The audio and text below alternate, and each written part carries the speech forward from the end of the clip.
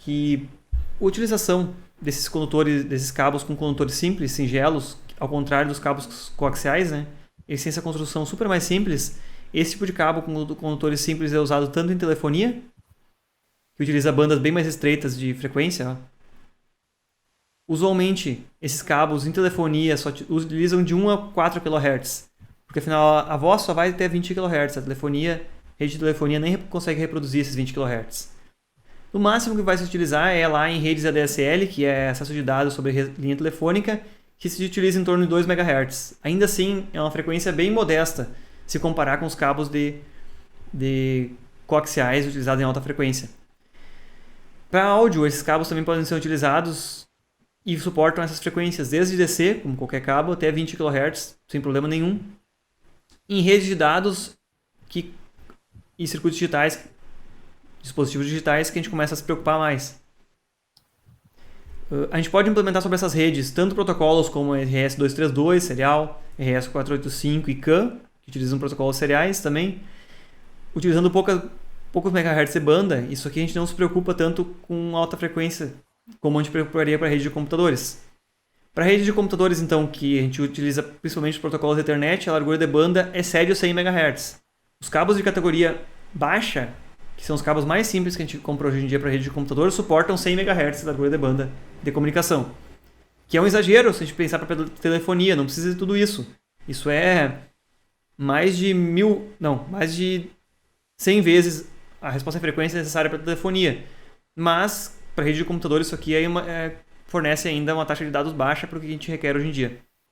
Esses cabos com condutores singelos, dois organizados em pares geralmente, eles não são só usados para telecomunicações assim em grandes distâncias, mas se a gente abrir um cabo USB nosso e olhar ele internamente, ele tem um cabo de fios trançados ali dentro. Ele tem essa mesma tecnologia.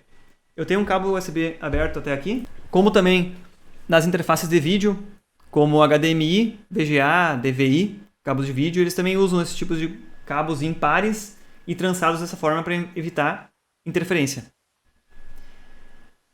Há também nas interfaces paralelas, que hoje em dia estão em desuso. Também se usavam cabos assim com conectores com vários canais separados em diferentes condutores. Esse tipo de cabo também é usado, por exemplo, em alarme, sensoriamento. Me refiro agora, em geral, a cabos que têm condutores separados, né, para diferentes canais, ao contrário do cabo coaxial. A especificação desses cabos e do canal de comunicação resultante da implementação desses cabos, ela é relacionada com a largura de banda de frequências que esses cabos são capazes de suportar. Todos eles suportam sinais desde o DC, desde a frequência 0, até uma determinada frequência na qual eles começam a atenuar muito os sinais. Essa atenuação vem de efeitos parasitas dos cabos, não é um efeito desejado. É a proximidade entre os condutores, causa capacitâncias que começam a atenuar o sinal. A própria resistência dos cabos, por serem cabos com um diâmetro muito pequeno, a WG30 talvez, mais que isso, que é um cabo que se torna bem fino mesmo, ele acaba tendo uma resistência própria bastante alta, vários ohms por 100 metros. Isso acaba também, esse efeito da resistência, mais o efeito da capacitância entre os próprios fios, porque eles estão muito próximos, começa a causar uma atenuação. Forma um filtro daqueles tipo RC, passa baixas, né? Sim. Também se especifica pela quantidade de condutores que a gente tem dentro. Para telefonia, a gente pode ter cabos com 2 condutores só. Telefonia analógica, normal que a gente tem por aqui. Quem tem linhas analógicas ainda. Para redes de computador, a gente em geral usa os cabos com 4 pares, apesar de, dependendo do protocolo, os 4 pares não são utilizados só 2. E também existem cabos com mais condutores, tipo cabos para telefonia, existem cabos de telefonia com dezenas ou centenas de condutores, de pares de condutores, e cada par é pensado para se utilizar em um ramal, uma linha telefônica. Esse cabo é usado, por exemplo, para ligar uma central telefônica com um painel telefônico do edifício. No painel telefônico, cada linha é separada e é conectada com a sala ou com o prédio, com o apartamento no qual ele vai ser roteado dentro desse painel telefônico. Pode-se especificar o cabo também pela presença ou ausência de blindagem em camadas. Essa blindagem ela acaba, de alguma forma, funcionando de forma parecida com aquela capa externa que tinha nos cabos coaxiais lá. Ela tem também uma função de evitar a entrada de sinais externos no cabo, como também a fuga da potência de sinal dali para fora. Aqui embaixo, nessa ilustração, a gente tem 4 tipos de cabos diferentes. Eles são de categorias também diferentes. Em redes de computadores é mais interessante a gente explorar isso aqui a fundo, cada um deles. Mas aqui para nós, olha só, esse cabo aqui, que eu acredito que seja de categoria 6, é um cabo tipo UTP, que é Unshielded Twisted Pair, UTP, que é unshielded, quer dizer que não é blindado. São 4 pares de condutores, aqui como está organizado nessa figura, 4 pares, cada um deles tem uma cor típica e o seu equivalente, por exemplo, azul e branco, ou então o branco que vem rosqueado junto com o azul, enrolado, verde, verde e branco, marrom, marrom e branco, vermelho, vermelho e branco, ou laranja, laranja e branco. Certo. Esses 4 pares são separados por um divisor no meio, simplesmente para que eles não fiquem muito próximos uns dos outros e os próprios fios dentro do mesmo cabo gerem interferência um para o outro. Então eles têm uma separação física pequena.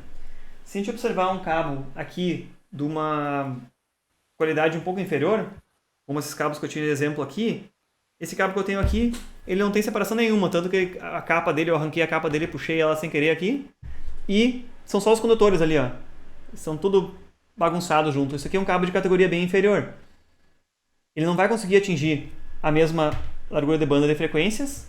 Você observa bem ali, ó, a gente vê só os cabinhos separados, mas não tem nenhum separador.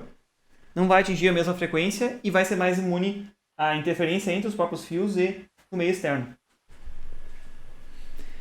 Existem cabos de categorias diferentes agora com blindagem, que é o cabo, uma blindagem simples como esse aqui. A gente chama de STP, então. Shielded.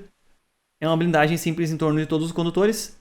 Todos os condutores vão ter uma camada aqui, que geralmente de um aluminado em volta deles, e vai evitar que campos externos, tanto elétricos quanto magnéticos, se acoplem nesses condutores. Eles já vão ficar melhor isolados.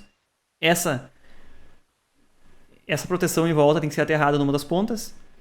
Existem cabos também com blindagem individual, que cada um dos pares de fios são blindados, são recobertos por essa cobertura aqui. A gente vê, parece que foi passado papel alumínio em volta de cada um deles. De forma que realmente eles têm muito menos interação entre os cabos, entre os diferentes pares dentro do mesmo cabo. Como também existe a blindagem absoluta aqui, que cabos de altíssima categoria de desempenho tem, no qual existe, cada um dos cabos tem uma blindagem própria, separada, e externamente o cabo todo também é blindado por mais uma camada recoberta de um material tipo aluminado. E por esse material externo ser bom condutor elétrico, ele evita que campos elétricos influenciem diretamente nos pares aqui dentro e evita que campos magnéticos também consigam penetrar e induzir tensões e correntes nos condutores de cada um.